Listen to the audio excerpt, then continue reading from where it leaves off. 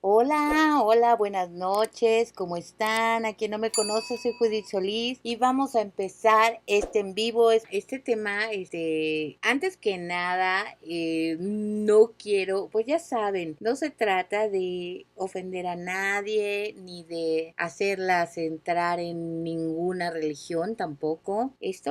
Como todos los temas que les platico, voy a tratar de tocarlo de una manera objetiva, pero lo que yo les quiero poner son cosas así que han sucedido de la imagen de la Virgen de Guadalupe, que también ya les había dicho. Y para empezar, pues necesito mostrarles de dónde o de qué me estoy basando, porque pues yo veo, si ustedes buscan en internet, pues hay muchas cosas que se dicen, pero yo quiero que sepan que a mí me gusta sacarlo como de cosas pues que tengan sustento, ¿no? Que no nada más se hable por hablar. Entonces quiero que sepan que yo tengo un libro, no sé de qué año sea, esta editorial, pero mira, aquí hay un libro, se llama La imagen histórica de la Virgen de Guadalupe, es de Ángel Camilo Gutiérrez. Aquí está el libro, le voy a apagar aquí para que vean, La imagen histórica de la Virgen de Guadalupe. Es este libro, es de 1990, fíjense, 1990 el libro. Y quiero que sepan que el autor aquí pone, voy a volver a apagar para que lo vean, aquí pone, no se alcanza a ver, aquí pone la bibliografía, lo que se basó, cada una de las cosas que cuenta. Entonces la verdad es que está muy completo, a mí me gusta mucho. Como les dije, sobre esta imagen se habla muchas cosas y muchas cosas que son, la verdad, pues a mí pruebas, ¿no? Como dicen, a mí pruebas, como decía Santo Tomás. Y resulta que saqué lo histórico. Pues voy a comenzar con darles la historia, de qué estamos hablando, qué onda. Vamos a ver lo misterioso de este asunto. Y les voy a decir que las llamadas apariciones o manifestaciones de la Virgen María, aquí es importante, bueno, para la gente que no es católica, es importante que les haga una explicación. ¿Por qué la Virgen de Guadalupe? María de Guadalupe. Se supone que estas apariciones les llaman apariciones marianas. Estamos hablando en forma católica sobre la Madre de Jesucristo, que es María. Y de ahí, pues cada quien adoptó en donde hay apariciones o donde hubo apariciones, pues un nombre, a veces el nombre del poblado o de la costumbre de cada país. Entonces sobre de eso voy a hablar, porque muchas veces dicen, ay, es que esa no es la madre de Jesucristo, es María, pero son apariciones, todas son Marías, pero depende de la región donde aparezca, le ponen María Guadalupe, María lo que quiera. Entonces así fue. Y eso es lo que yo quiero explicarles a los que no son católicos, de dónde viene esta situación. Entonces, por eso les decía que las apariciones o manifestaciones de la Virgen María son fenómenos que aparentemente suceden a lo largo de la historia de la Iglesia. La Iglesia Católica ha reconocido muy pocas y aún son consideradas revelaciones privadas, dejando a los fieles en libertad de creer en ellas o no. Porque sí, déjenme decirles que aunque la Iglesia no ha dado fe a todas las apariciones marianas en el mundo, no ha reconocido todas. Entonces, pues vamos a ver cuáles sí y por qué, ¿no? Se supone que la Iglesia reconoce una aparición mariana cuando, por eso les dice privadas, cuando solamente es a una persona y esa persona lo cuenta, pero en realidad no lo vio nadie más. Pero cuando son apariciones que más de una persona la vio, entonces ya es cuando se empieza a estudiar y donde se empieza pues tiene que hacer un milagro para que realmente sea reconocida esa imagen, ¿no? Y bueno, les voy a decir en general como las más sobresalientes apariciones que ha habido en el mundo. Quiero que las conozcan como información en general. La primera aparición es de la Virgen del Pilar al apóstol Santiago en Zaragoza en torno al año 40, fíjense, después de Cristo, y esta se llama la Virgen del Pilar. Y si no las conocen las imágenes, pues se las voy a ir pasando para que vayan viendo las imágenes. Aquí también terminando estas les voy a decir un punto muy importante. Luego aparece la Virgen del Monte Carmelo manifestada a San Simón Stock En la Edad Media aparece en Puy. Aproximadamente en 1392 se aparece bajo la advocación de Virgen de la Candelaria a dos pastores aborígenes guanches en Tenerife, Canarias, España. En 1481 se aparece en Gran Canaria bajo la advocación del Pino. En el siglo XVI, esta es la Virgen del Carmen. Y en 1531 aparece la Virgen María de Guadalupe a Juan Diego. En México, bajo el nombre de Guadalupe. En Guanare, Venezuela, el 8 de septiembre de 1652, se registra la aparición de la Virgen María del Alcacique de los Cospes, el indio Coromoto, y a su mujer, diciéndole en su propia lengua: vayan a casa de los blancos y pídanles que les echen agua en la cabeza para poder ir al cielo. Esa fue la Virgen del Coromoto. Y ustedes ahorita van a ver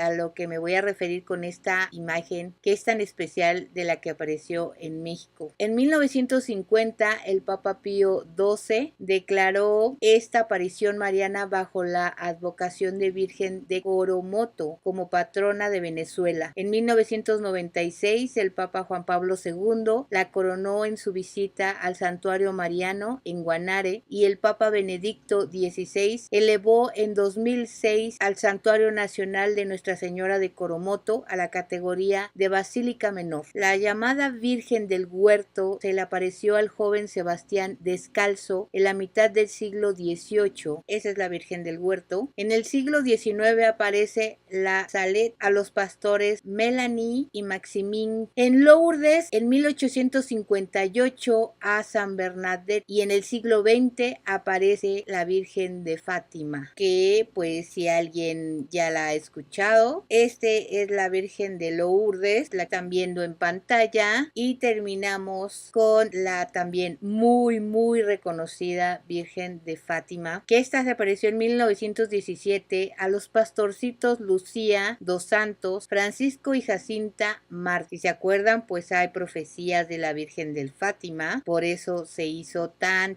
famosa a nivel mundial. Entre 1941 y 1988 se le apareció a Felisa Santiago en Umbe. Entre el 27 de mayo y el 4 de junio de 1945 se apareció a dos niñas Lacodocera Badajoz en un paraje llamado Chandavila. El 13 de julio de 1945 se le apareció a Pierina Gili en Mantichiari y Fontanelle, Italia, llamándose María Rosa Mística, y en 1999 se apareció como Nuestra Señora de la Bondad. Esta es la Virgen de la Bondad en Portugal. Como ven, o mucha gente ha dicho, no sé si ustedes lo han escuchado, de la Virgen María de Guadalupe, que esa no es la Madre de Dios. Si alguna vez han escuchado a alguien decir eso, lo dicen precisamente porque pues la Madre de Jesús es María, según ellos. Entonces, pues ahí es como a lo que explico es eso. Todas son Marías, todas son apariciones marianas, y se refiere a eso, solamente cambia su nombre, depende de la región de donde aparecieron o hicieron su aparición. Ahora, a lo que me refiero es que todas las imágenes que son muy famosas, las que les enseñé, hay muchas más, pero todas las que les mostré, todas estas que les mostré, tienen un caso curioso. Son apariciones, sí, pero ninguna se ha hecho imagen como María de Guadalupe. Ninguna se ha hecho la imagen física, ninguna tiene esa imagen como la tenemos en México. Ninguna, para que me entiendan. Lo más importante, porque, por ejemplo, la Virgen de Fátima, que no nada más se le apareció a los pastorcitos, también se le apareció a otras personas en Italia, pero solamente se les aparecía la imagen, pero no la dejaron física. No hay cosas físicas como la que tenemos en México. Eso es un dato muy importante, porque la única Virgen donde se tiene un registro físico es María de Guadalupe en México. Eso es la diferencia que tiene entre todas las apariciones marianas. Es la más importante, creo, y ese es el misterio más más grande en el mundo entero, ¿ok?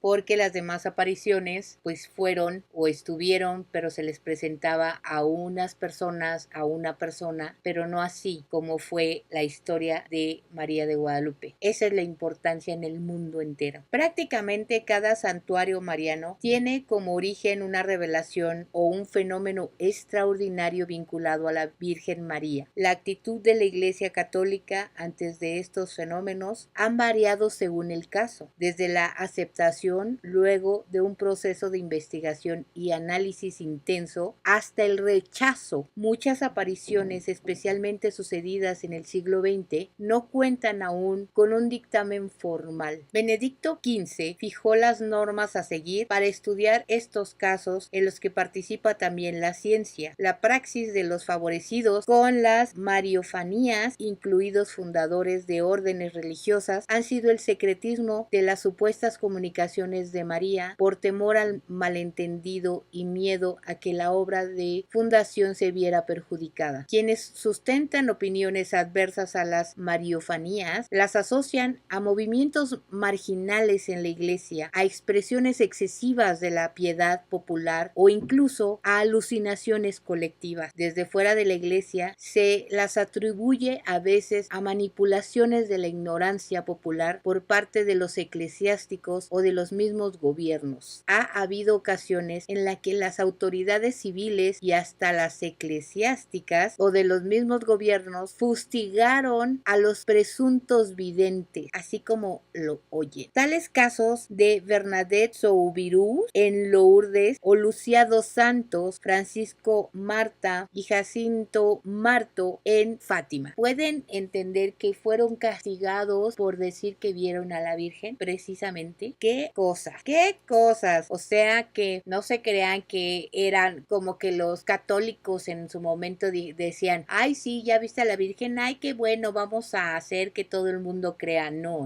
no siempre se les creyó, o sea que no es tanto el fanatismo. Ahí es donde se ve que a veces la misma iglesia no apoya a la gente que ha tenido esas manifestaciones y que lo platica. Antes de que siga, déjenme decirles que vamos a comenzar con nuestro tema, ahora sí, después de darle la introducción de las apariciones marianas que ha habido en el mundo. Entonces, vamos a entrar con el tema. Y quiero ubicarlas que cuando fue la aparición de María de Guadalupe en México, estábamos en el año 1530. Y díganme históricamente, ¿ustedes saben qué es lo que estaba pasando en México en esos años? Exactamente, éramos parte de una colonia española. No éramos México independiente, así es de que si ubicamos esa historia es importante para que sepan todo lo que pasó con esta imagen de María de Guadalupe. El emperador Carlos V había tomado en cuenta las innumerables quejas venidas de la Nueva España y nombró una segunda audiencia compuesta de esclarecidos hombres. El presidente de este tribunal fue don Sebastián Ramírez de Fuenleal, obispo de Santo Domingo, los oidores don Juan de Salmerón, Alonso Maldonado, Francisco Seinos y Vasco de Quiró. Esta segunda audiencia comenzó a gobernar en 1531 con energía y honradez. Puso preso a Matienzo y Delgadillo, no hacía Nuño de Guzmán por no estorbar sus conquistas. El presidente de la segunda audiencia fue modelo de trabajador y honrado. Escuchen bien, los indios se hallaron en estos hombres auxilio y protección para asegurar el buen trato a los indígenas. En esa época, por eso es importante que pongamos especial atención, en esa época los indígenas la pasaban muy mal, y más los que no creían en la religión española. Y como eran los conquistados, pues también se la pasaban mal en cuestión de derechos humanos. Entonces se supone que con esta segunda audiencia pues fueron muy lindos y les dieron chance a los indígenas. Así es de que se formó una junta integrada por Fray Juan de Zumárraga, este señor que tuvo que ver mucho con los indígenas, tanto bueno como malo. Se redujo el tributo a los indios, vean qué lindos. Se dieron disposiciones para que no se les empleara como bestias de carga o se les ocupase sin la justa retribución. La La segunda audiencia fundó Puebla de Los Ángeles, estableció el Colegio de Santa Cruz de Tlatelolco y varias industrias desconocidas en la Nueva España. También construyó puentes y caminos. El primer virrey de la Nueva España fue don Antonio de Mendoza, designado en abril de 1535. Tuvo la gloria de gestionar con el obispo Zumárraga la introducción de la primera imprenta de México y de América. Fundó la Casa de Moneda y la ciudad de Valladolid, hoy Morelia. El 14 de noviembre de 1535 llegó el virrey a esta nueva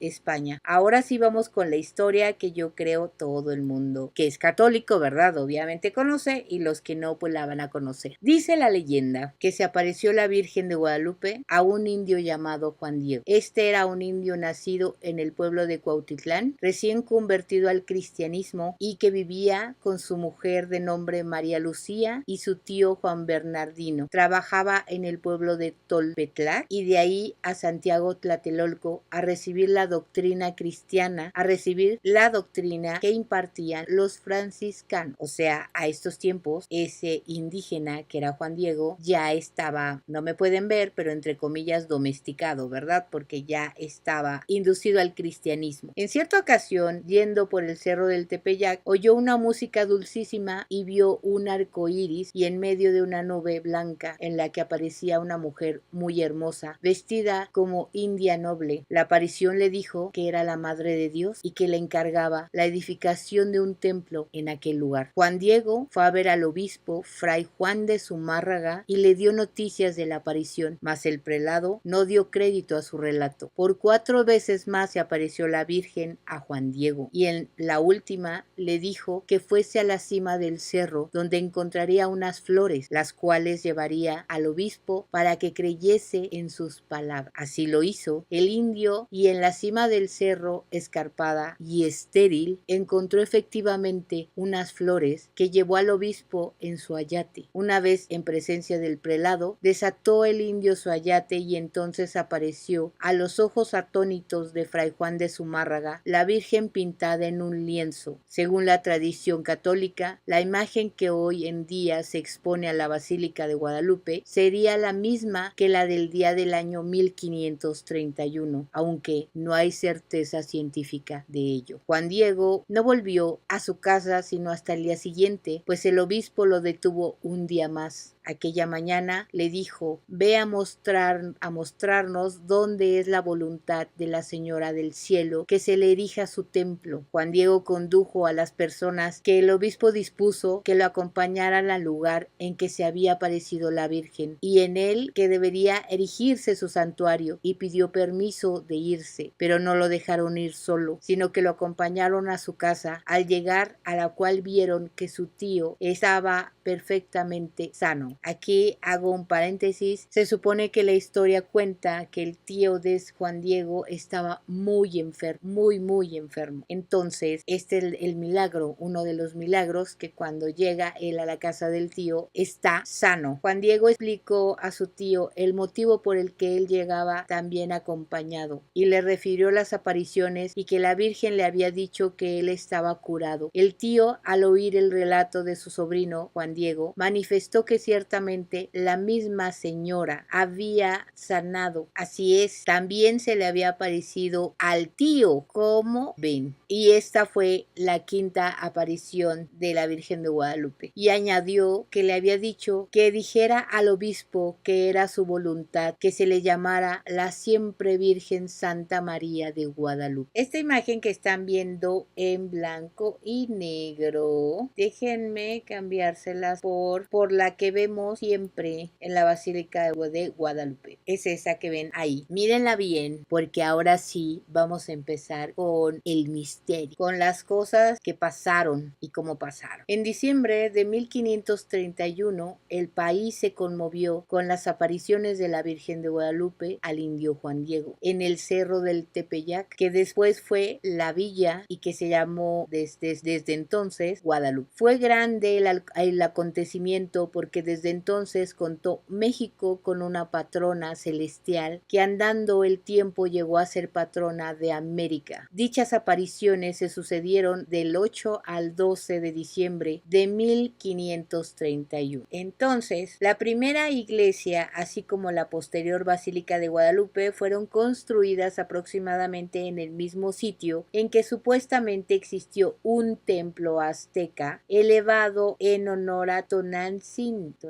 la madre de los dioses. Desde la época prehispánica, el Tepeyac había sido un centro de devoción religiosa para los habitantes del Valle de México.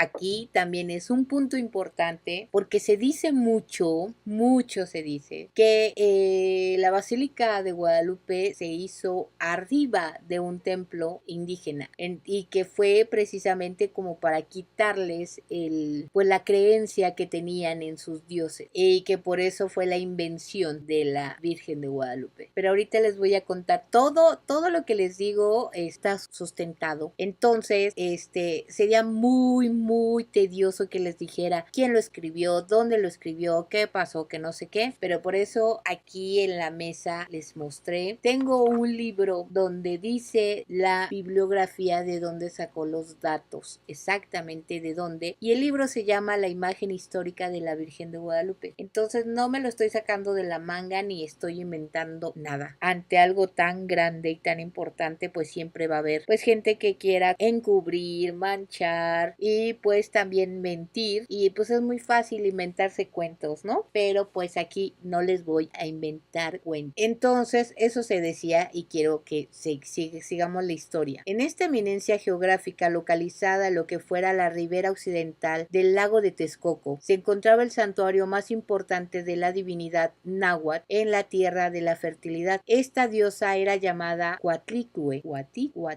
señora de la falda de serpientes en náhuatl, que por otros nombres también fue conocida como Teteoninán, Dios madre o madre de los dioses en náhuatl, o Tonantzin, nuestra adorable madrecita, en nombre que le fue dado posteriormente por los indígenas. El solsticio de invierno de 1531 tuvo lugar el 12 de diciembre de acuerdo con la UNAM. El templo de Toshi fue destruido completamente como resultado de la conquista. En contra de estos supuestos, los académicos Sina Lomnis y Heriberta Castaño Rodríguez señalaron que no existe una diosa indígena llamada Tonantzin y que en el Tepeyac no se encontró ningún adoratorio indígena, mientras que el Valle de México está lleno de ellos. Y pues muchos los conocemos como en el centro de la Ciudad de México. Ahí podemos ver varios, y ahí sí pueden decir que la catedral del centro de la Ciudad de México, sí les puedo asegurar que abajo de la catedral sí hay esos templos de adoración. Ahí sí, no en la Villa de Guadalupe. Entonces, en pocas palabras, ese mito de que lo hicieron arriba, pues no. Temo decirles que no existía ningún templo ahí. Y si existía algo, fue precisamente destruido en la conquista, como todo lo que destruyeron los españoles precisamente para poder imponer la religión. Entonces, ese es un mito que van a oír muchas veces, que también ahí se valen para decir es que no existe. No es cierto, es un invento. Pero sigamos con la historia. Es decir, que no se ha registrado ninguna evidencia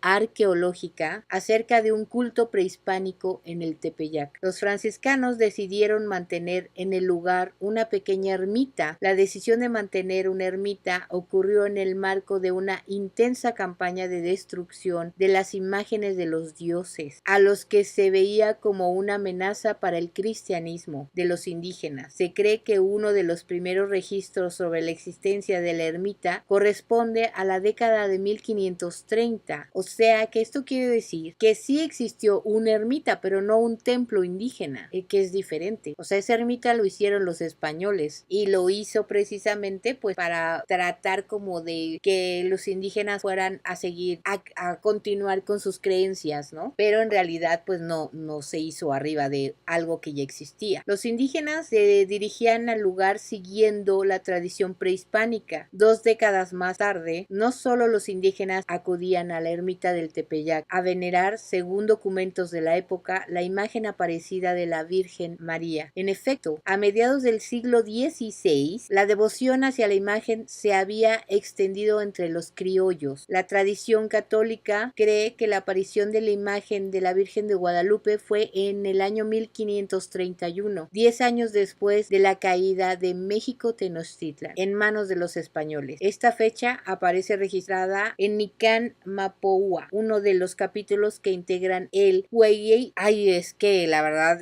no sé náhuatl, ¿eh?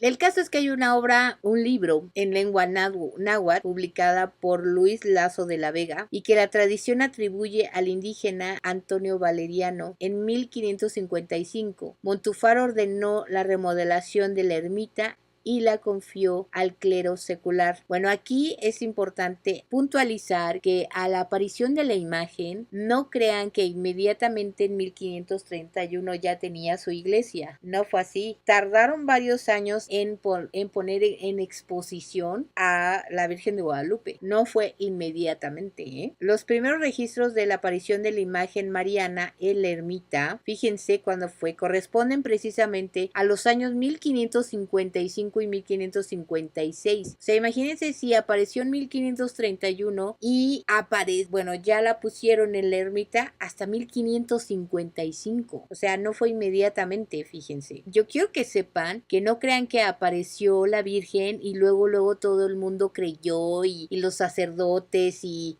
abrazaron la imagen y creyeron en ella. No. Es que la gente que cree que la iglesia impuso a la Virgen de Guadalupe están mal, porque no fue así. Se opusieron muchísimo a la imagen. Es más, llegaron a no creer en ella. Así de grueso. O sea, no crean que en realidad la iglesia dijo, sí, mira, yo me la saqué de la manga, la inventé y ahorita se las impongo a los indígenas y que todo el mundo crea en ella. No es cierto, no fue así. Porque hasta la misma iglesia no creía en la imagen. Para que me entiendan que esa es la diferencia de los que dicen que que la imagen fue creada, no fue una aparición. Entonces, a mí lo que la verdad es que me saca las dudas es que ni siquiera el clero, como le decíamos antes, aceptaba a la imagen de la Virgen de Guadalupe. Entonces, ahí es algo a lo que uno sí se puede poner a sospechar, porque si realmente hubiera sido creada y una invención del clero para, como dicen algunos, para domesticar a los indígenas a lo mejor, pues entonces hubiera sido más fácil sacarla a la luz y que todo el mundo creyera y todo lo que ustedes quieran, pero no fue así. Les costó mucho trabajo aceptar la aparición, el milagro y poderla poner para creer en ella. Entonces, no fue así de fácil. Eso es para mí, eso es lo que yo pienso. Entre otros testimonios tempranos de suceso se encuentran los diarios de Juan Bautista y los anales de México y sus alrededores. El primer documento afirma que en el año de 1555 fue cuando se apareció Santa María de Guadalupe allá en el Tepeyac, mientras que en los anales ubica el suceso en un año más tarde, en 1556. Y yo hablo, o sea, de que la exhibieron, no de la aparición a Juan Diego. Esa es otra cosa, es lo que les decía. Una cosa es que haya aparecido la imagen a Juan Diego y otra que la hayan puesto en el Tepeyac. Es diferente. En el siglo XVII, el Chalca Domingo Francisco recogería los primeros documentos en sus relaciones de Chalco, en los cuales ubica el suceso en 1556, o sea, seguimos muchos años después. Al fortalecimiento del culto a la Virgen del Tepeyac contribuyó de manera decisiva a la realización del primer concilio mexicano, que se celebró en la Ciudad de México el 29 de junio y 7 de noviembre de 1555. El concilio fue organizado por el arzobispo Alonso de Montúfar y reunió numerosos representantes de las órdenes monásticas de la Nueva España, entre ellos al franciscano Pedro de Gante, así como a los arzobispos Martín Sarmiento y Ojacastro en Tlaxcala, Tomás de Castilla en Chiapas, Juan de López Zarate en Oaxaca y Vasco de Quiroga en Michoacán. Entre otras cosas, el primer concilio de la Iglesia novohispana resolvió reglamentar la manufactura de las imágenes religiosas, especialmente las realizadas por los indígenas. También se decidió favorecer el culto a los santos patrones de cada pueblo y a todas las advocaciones marianas. Aquí, bueno, creo que sí se los explico después, pero en esto que les estoy diciendo es que los permitieron que los indígenas reproducieran la imagen para que la pudieran tener como en su pueblito. Y de ahí surge también otro mito más, mito realidad, no lo sé, ahí sí, de que fue la mano de un indígena el que realizó la pintura de la Virgen de Guadalupe. De ahí precisamente de ese tipo de este tipo de cosas es de donde sale también esas cosas. De modo que cuando el primer concilio mexicano se pronunció a favor de acabar con las abusiones de pinturas e indecencia de imágenes producidas por los indígenas que no saben pintar y entienden bien lo que hacen, en realidad estaba atacando la obra de los misioneros franciscanos representados por Pedro de Gante. El enfrentamiento sobre la producción de las imágenes religiosas y su papel en la cristianización de los indígenas era también el reflejo de los desencuentros entre el arzobispo de México y los franciscanos en lo referente al culto de la Virgen del Tepeyac. Es lo que les decía, simplemente no siempre se ponían de acuerdo, o sea, no la iglesia abrazó inmediatamente a la Virgen de Guadalupe, ¿eh?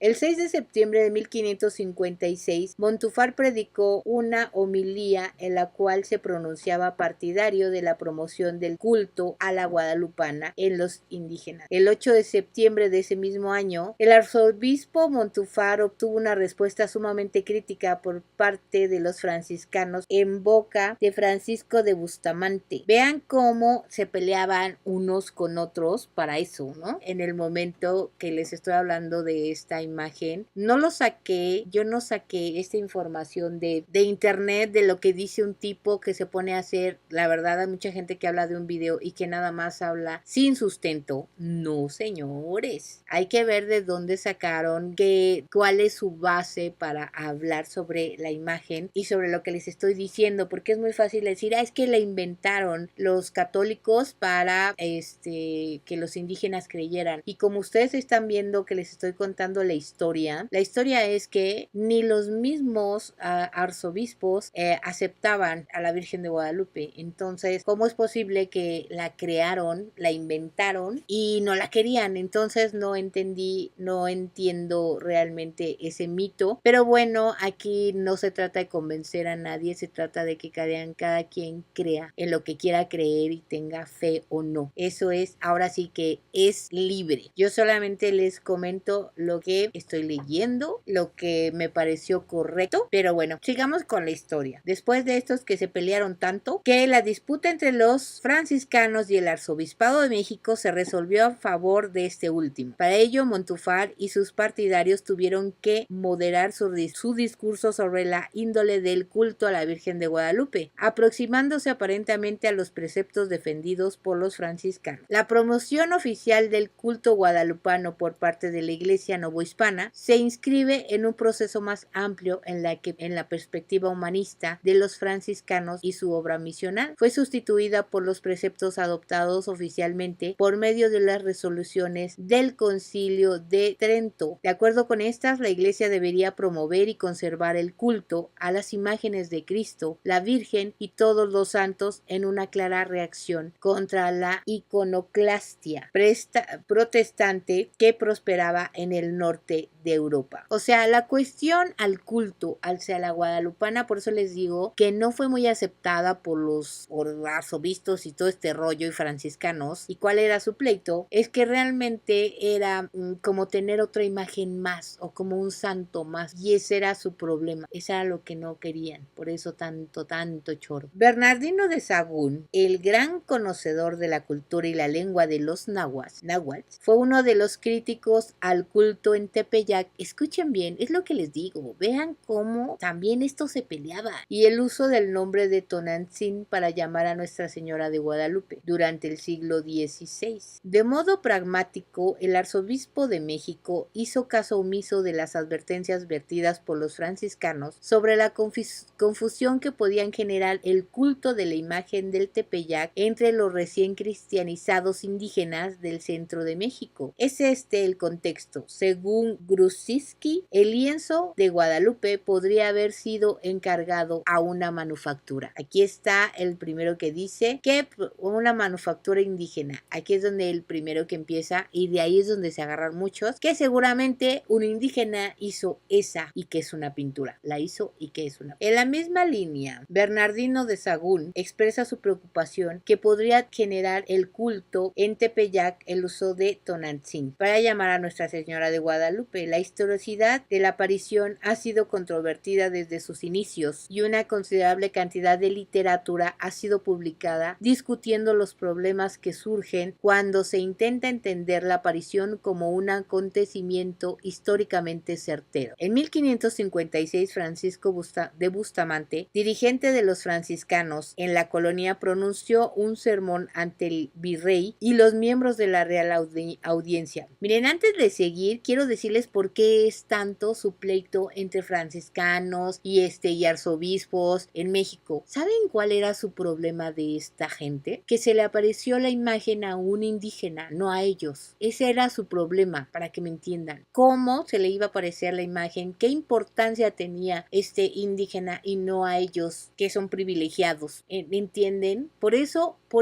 nada más por eso, yo no creo que haya sido sacada de la manga por medio del cristianismo. Nada más por eso. Porque esta gente era tan, discúlpenme los que crean en eso, pero era tan prepotente que por eso era todo el pleito con la Virgen María de Guadalupe. Porque se le apareció una indígena y no a ellos. Ese era el pleito. Exactamente, para que me entiendan. Ese sermón desacreditó los orígenes sagrados de la imagen. ¿Escucharon bien? Que Francisco de Bustamante desacreditó los orígenes sagrados de la imagen. Y ya les dije por qué. Ese era su problema. ¿Por qué se le apareció una indígena y no a estos santísimos? Exactamente. Ellos eran superiores. Entonces, por eso, desde un principio se puso en duda la veracidad de la imagen. Por eso, por ese punto. Y aún ellos mismos pusieron los alfileres ante la imagen de Guadalupe. Ellos mismos, ¿sí se dan cuenta? Entonces, ¿qué podemos esperar hasta ahora en estas generaciones? Que existe gente que sale con toda la lengua a decir que eso no es cierto, que es un invento. ¿Ustedes qué creen? Entonces, contradiciendo el sermón que el arzobispo Alonso de Montúfar predicara 2 días antes, Bustamante indicó: la devoción en esta ciudad que ha estado creciendo en nuestra iglesia dedicado a Nuestra Señora, que han intitulado Guadalupe, es gravemente perjudicial para los nativos porque les hace creer que la imagen pintada por Marcos, o sea, él dice que ya la pintó un indígena, el indio, hace milagros. Ya vieron cómo el mismo franciscano dijo que no era cierto. Por eso, de ahí se agarra la gente. Ahí está el punto. Y pues bueno, sobre de lo que les acabo de leer, es en donde se basan la gente que dice que la imagen es un invento, que fue creada por la mano del hombre. En esto que les acabo de leer, en eso se basa. En el señor franciscano que abrió su bocota y que para mí,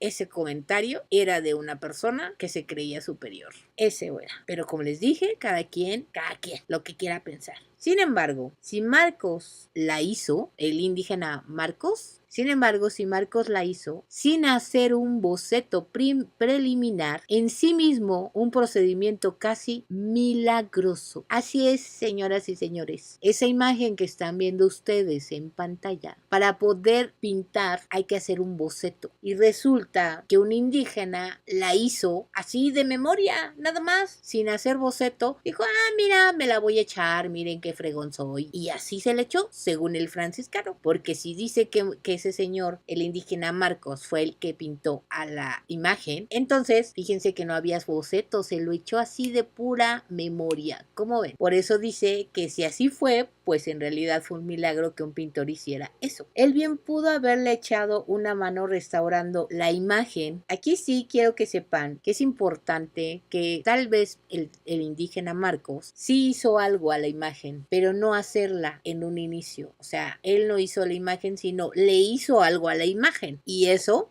también hay sustento y es verdad. Sigamos con el chisme porque esto sigue bueno y sigue más bueno, Porque ahorita vamos a hablar de todo esto, de lo que estamos puntualizando. Dice, él bien pudo haberle echado una mano restaurando la imagen, pero solo restaurando las adiciones como el ángel, la luna, en los pies de la Virgen, afirma el profesor Jody Brand Smith en referencia al examen de Philip Serna Callahan a la tilma utilizando cámara infrarroja en 1979. Ahora les voy a decir esto. Esto es muy importante porque esto también lo dicen muchos detractores y dicen, lo oí que decían, ay, pues se dice que la imagen de la Virgen de Guadalupe fue investigada por la NASA. Y quiero que sepan que eso es mentira porque la NASA no se dedica a investigar imágenes de nada. Entonces, sí, yo les voy a decir lo que ocurrió en realidad. Exactamente la NASA no fue la que investigó la imagen de la Virgen de Guadalupe. Es que hay algo, un error ahí en las palabras. Quiero decirles que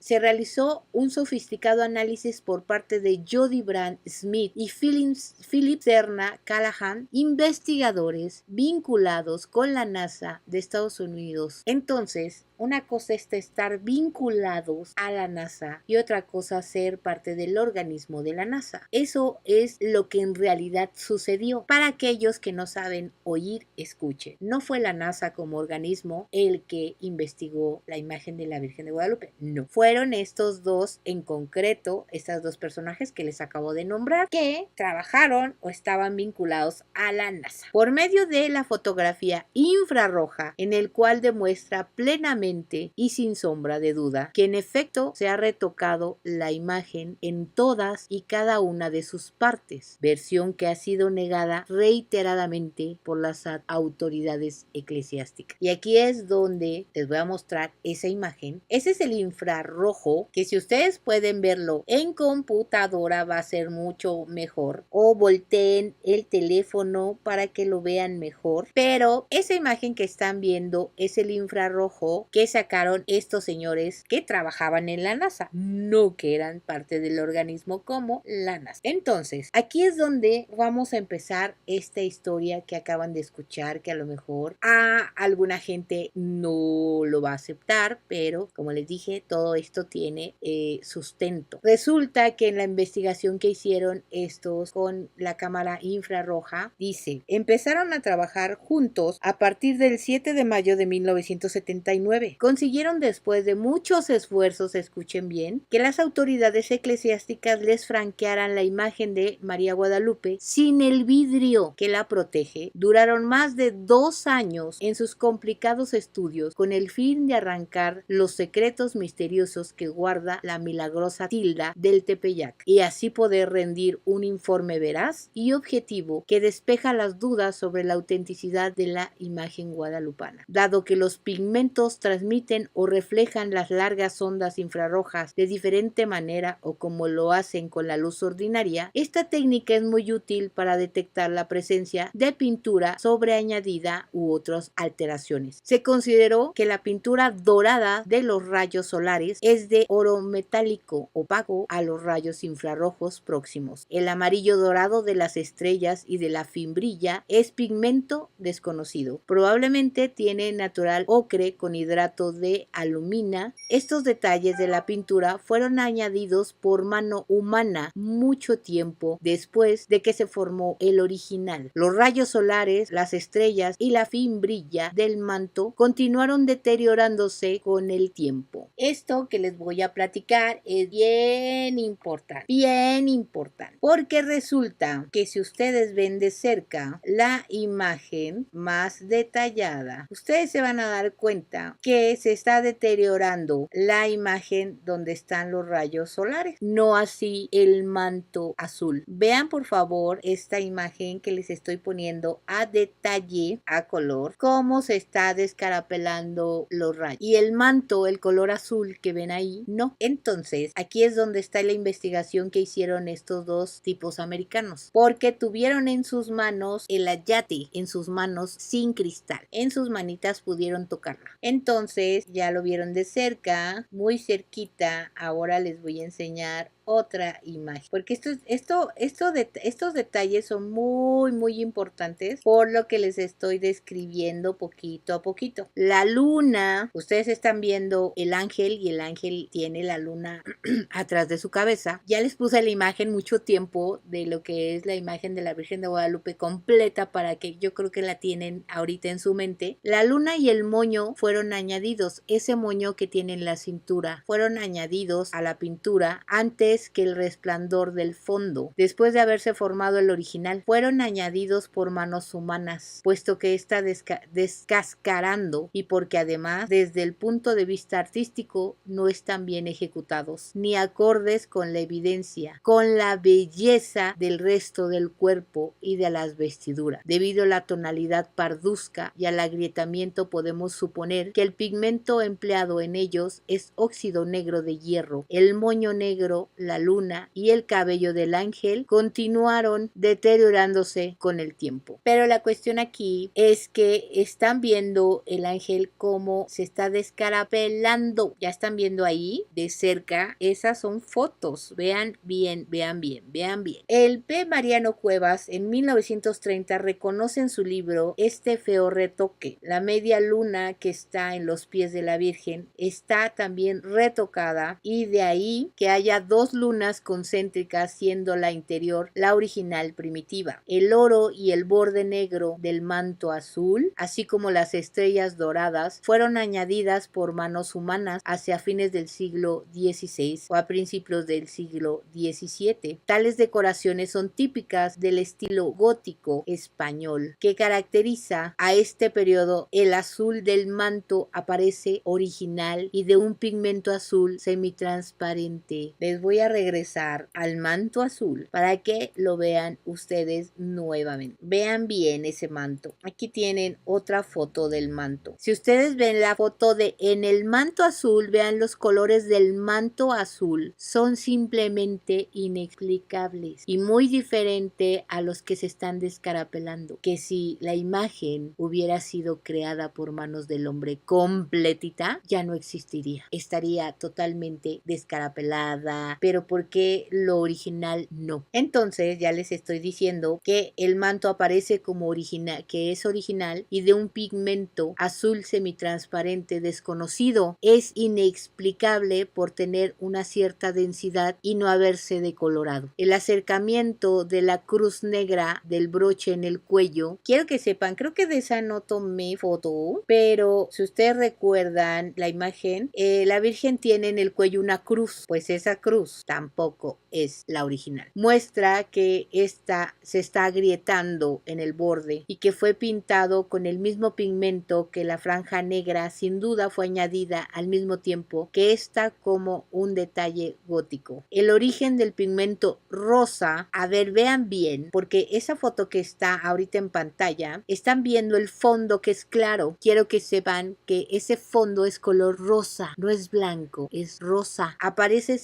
ser inexplicable. No es probable que se trate de cinabrio o hemática, pigmentos rojos usados por los indios, o naranja mineral, porque todos estos pigmentos minerales son opacos y no transparentes a los rayos infrarrojos. Uno de los aspectos verdaderamente extraños de la imagen, aparte de que la tilma no tiene aparejo alguno, radica que tampoco la recubre ningún barniz. Escuchen bien esto, no hay un recubrimiento de barniz protector sobre la imagen original, no existe. Y a pesar de esta desusada ausencia de recubrimiento protector, la túnica y el manto están brillantes y coloridos como si se las acabara de pintar. Primero pusieron la luna y el moño en el ceñidor, luego el ángel y el pliegue de la tilde azteca, y finalmente las líneas negras pintadas en el fondo blanco. Las manos fueron retocadas también. Aquí de verdad, en esto de las manos sí me causó mucho coraje. Uy, bueno, todo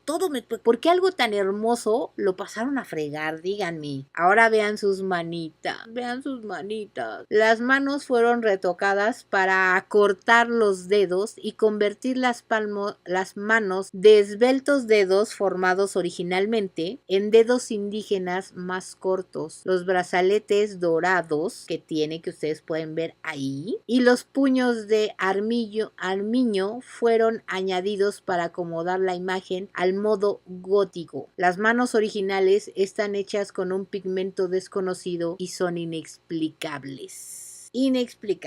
Todo el rostro está hecho con pigmentos desconocidos, todo su rostro, mezclando de tal manera que aprovechan las cualidades de la refracción de luz causada por la tela sin apresto para impartir el matiz oliva del cutis. Además, la técnica se sirve de las imperfecciones del tejido de la tilda para dar una gran profundidad de la pintura. La cara es de tal belleza y ejecución tan singular que resulta inexplicable para el estado actual de la ciencia. La sagrada imagen original es inexplicable. El moño y la luna fueron probablemente añadidos en el siglo XVI por un indígena, y las decoraciones góticas y el resplandor del fondo por otras manos también humanas para cubrir los desperfectos producidos por el agua y para preservar los bordes del lienzo. En 1921, Luciano Pérez Carpio, el 14 de noviembre, hizo estallar una bomba en pleno altar principal. Así es, señoras y señores, la Virgen fue presa de un atentado, como ustedes pueden saberlo. Resulta que fue víctima de un atentado, como acaban de escuchar. Hizo estallar una bomba en pleno altar principal, destruyendo buena parte del mármol, haciendo volar por los aires los pesados candeleros retorcidos, un gran crucifijo de bronce que aún se exhibe en una urna en el interior de la basílica. Por los efectos de las ondas expansivas de la bomba, cayeron rotas ventanas y vidrios de todo el alrededor de la iglesia, pero como si fuera un milagro, la imagen no sufrió ni un rasguño, quedando intacto hasta el cristal que la protegía. Y ahí tienen la imagen de el Cristo, como la bomba lo dobló, así como lo están viendo, y la imagen no sufrió ni un solo rasguño. Vean bien esa imagen tan impresionante. Y eso fue en 1926. Esto es una locura, ¿no creen? O sea, ¿qué culpa tiene? ¿Por qué hicieron eso? Pero increíblemente quedó así. Pero eso, si creen que eso fue todo, no, eso no fue todo. 5 años más tarde, en 1926, por problemas entre el clero y el gobierno, decidieron suplantar la imagen original por otra y se la llevaron a la casa de Luis Murguía en la calle de Meave, en el centro de la ciudad, y fue depositada en un ropero y ahí permaneció 3 años, así como lo oyen. Pero cuando regresaron, la imagen, el rostro de la imagen había sido feamente retocado. Nuevamente retocaron el rostro. ¿Pueden ustedes creerlo? No.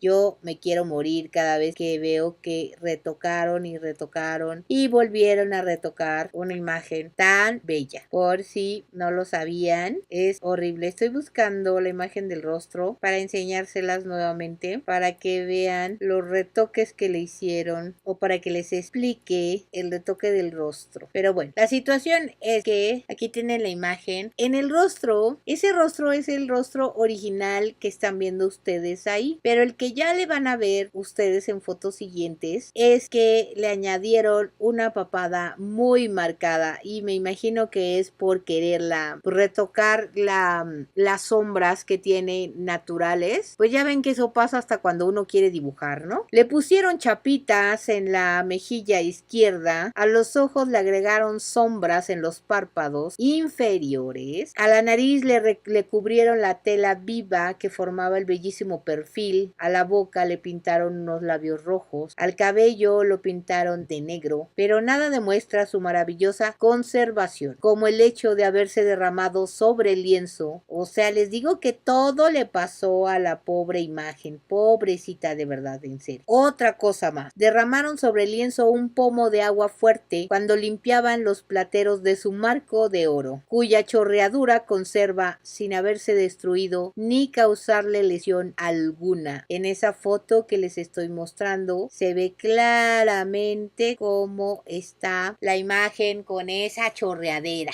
Quiero que sepan que también en este libro habla que a la imagen también en épocas anteriores, en lo que es el blanco, lo que ustedes están viendo después de los rayos, en el blanco le habían puesto angelitos, ángeles alrededor y se los despintaron después, o sea que también lo soportó el ayate. También en algún momento de la historia le habían puesto una corona a la imagen de la Virgen de Guadalupe y también se la borraron, y sí se ve esas cosas o esos tallones o lo que ustedes quieran también en su cabecita. Entonces todo este tipo de cosas ha pasado, la pobre imagen, todo este tipo de cosas que estamos viendo, que estamos escuchando. Le hicieron muchas cosas, muchas impresionantes, pero entonces déjenme continuar con esto. La imagen de María de Guadalupe, déjenme ponérselas nuevamente, la imagen que nosotros vemos toda. Fíjense todo lo que les estoy contando, ¿a poco se la sabían? Esa luna, déjenme también platicarles que la luna que tiene con el ángel, ahí tienen esa imagen, esa luna en estilo original era de color plata, como la luna, quisieron ponerle la luna color plata, y quiero que sepan que que se tornó negra por eso, pero ustedes están viendo una réplica de lo que fue el original en su momento. Esos colores tenía, bueno, el original con los retoques, obviamente. La luna era color plata y se volvió negra. Déjenme volver a la imagen que todos conocemos la imagen que siempre vemos. Esta es la imagen que podemos ver si vamos a la Basílica de Guadalupe. Esa es la imagen que podemos ver todos ahora, en este momento. Y entonces, la imagen histórica de María Guadalupe tiene más de 400 años. Escuchen bien esto. Ha pasado por los más descabellados laberintos. Estuvo a la intemperie por espacio de, escuchen bien, 116 años, a las orillas de un lago salobre con un ambiente salitroso, iluminado por cientos de velas cuyos hidrocarburos hubieran deshecho la tilma. Tocaban la imagen miles de fieles y llegaban a tocar la imagen, la besaban, los soldados pasaban sobre el lienzo sus espadas, la doblaron en varias partes para llevarla a la catedral metropolitana en 1629, cuando la terrible inundación han raspado el ayate para quitarle los dichosos querubines que le hacían compañía. En su lugar fue terriblemente empastado el lienzo una y otra vez. Le han derramado ácido encima de la tilda, la han embadurnado de pintura infinidad de veces, poniéndole los famosos retoques añadidos, las lunas, el moño, el ángel, etc. La volvieron a raspar para quitarle la corona imperial, la han recortado en varias ocasiones, la doblaron en varias partes para esconderla en 1926 a 1929 en el fondo de un ropero. En fin, le han hecho a la imagen guadalupana todo lo contrario que debería hacerse para lograr su conservación, como sucede con toda obra de arte. Y eso que ella es el símbolo de unión de los mexicanos. Es la obra pictórica perfecta sobre la faz de la tierra desde el punto de vista religioso. Es el único retrato de María, la Madre de Jesucristo, que existe en el mundo, y a pesar de todos los atentados que hemos señalado, el análisis de fotografía infrarroja nos revela que la túnica y el manto están tan brillantes y coloridos como si los hubieran acabado de pintar. Eso sí es un milagro. Y entonces hasta yo me conmoví. ¿Qué les parece? Pues vean bien esa imagen, y ahora les voy a presentar la imagen que aparece con la luz infrarroja sin retoques, como se le apareció a Juan Diego en su tilma. Y así es como deberíamos verla en todas las imágenes. Esta es la verdad verdadera aparición de la Virgen María de Guadalupe. Y espero que les haya gustado el tema. ¿Qué les pareció? Cuéntenme su historia, cuéntenme. Les mando mucha luz y bendiciones, muchos abrazos, de verdad las aprecio. Espero que les gusten los temas. Descansen mucho y nos vemos el próximo martes. Adiós.